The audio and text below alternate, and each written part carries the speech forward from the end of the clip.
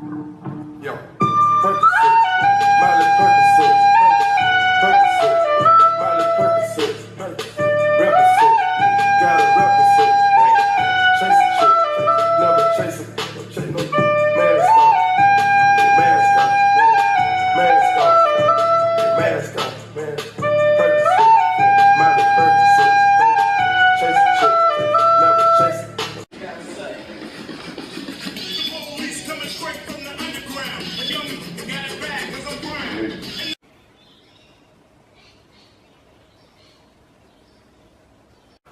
What's up?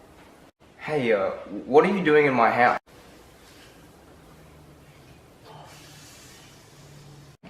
Whoa, man. Is that a weed? Yeah, bro, you want a hit? No, sir, I'm good. I'll just keep doing my homework. Oh, do it, man. It's fun. Do it, bro. No, I can't. No. Come on, man. Just one. No. Oh, do it, man. It's fun. Do it, bro.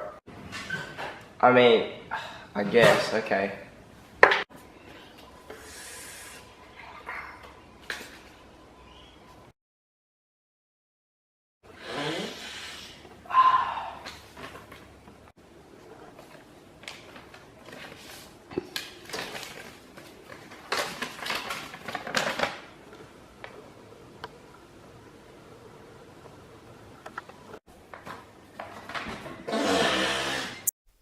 In a world of opportunities, why should we encourage people to make safe choices?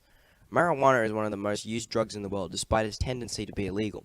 My inquiry question was, how would the legalization of marijuana affect the daily life of public people or non-users?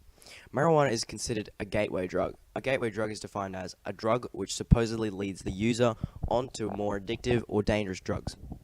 In my skit, the main character is peer pressured into taking marijuana and is on the gateway to a more harmful substance, in this case, cocaine.